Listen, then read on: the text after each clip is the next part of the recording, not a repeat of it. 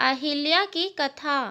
प्रातःकाल जब राम और लक्ष्मण ऋषि विश्वामित्र के साथ मिथिलापुरी के वन उपवन आदि देखने के लिए निकले तो उन्होंने एक उपवन में एक निर्जन स्थान देखा।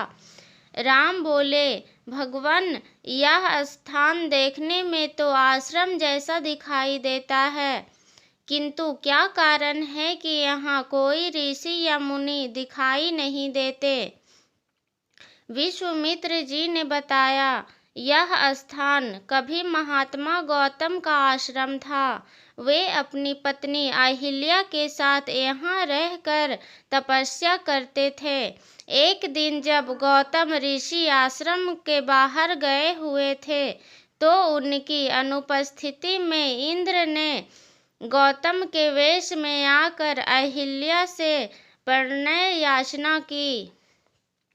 यद्यपि अहिल्या ने इंद्र को पहचान लिया था, तो भी यह विचार करके कि मैं इतनी सुंदर हूँ कि देवराज इंद्र स्वयं मुझसे प्रणय याचना कर रहे हैं, अपनी स्वीकृति दे दी। जब इंद्र अपने लोक लौट रहे थे तभी अपने आश्रम को वापस आते हुए गौतम ऋषि की दृष्टि इंद्र पर पड़ी, जो उन्हीं का वेश धारण किए हुए था। वे सब कुछ समझ गए और उन्होंने इंद्र को श्राप दे दिया। इसके बाद उन्होंने अपनी पत्नी को श्राप दिया कि रे दुराचारिणी, तू हजारों वर्ष तक केवल हवा पीकर कष्ट उठाती हुई यहाँ राख में पड़ी रहे। जब राम इस वन में प्रवेश करेंगे तभी उनकी कृपा से तेरा उद्धार होगा, तभी तू अपना पूर्व शरीर धारण करके मेरे पास आ सकोगी। यह कहकर गौतम ऋषि इस आश्रम को छोड़कर हिमालय पर जाकर तपस्या करने लगे। इसलिए हे राम, अब तुम आश्रम के अंदर जाकर अहिल्या का उद्धार करो। विश्वामित्र जी की बात सुनकर वे दोनों भाई आश्रम के भीतर प्रविष्ट हुए।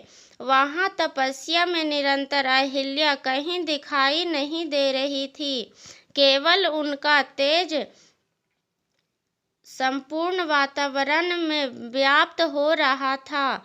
जब अहिल्या की दृष्टि राम पर पड़ी तो उनकी पवित्र दर्शन पाकर एक बार फिर सुंदर नारी के रूप में दिखाई देने लगी। नारी रूप में अहिल्या को सम्मुख पाकर राम और लक्ष्मण ने श्रद्धा पूर्वक उनके चरण स्पर्श किए।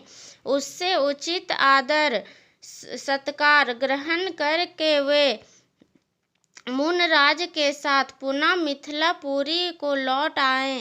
धन्यवाद। अगर कहानी अच्छी लगी हो तो चैनल को सब्सक्राइब करें और लाइक करें। धन्यवाद।